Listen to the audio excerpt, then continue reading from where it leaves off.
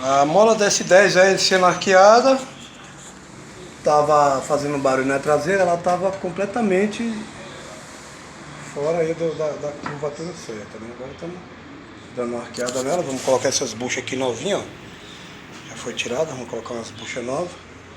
Vai mais um pouco, E né? estamos arqueando ela aí pra ver se para esse barulho lá, que ela tá sem pressão e fica batendo na carroceria. É.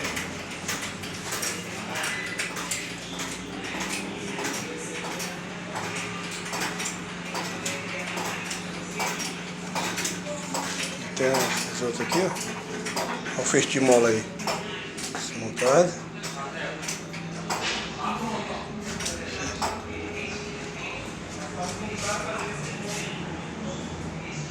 Ver quantos quilos de pressão vai dar nela.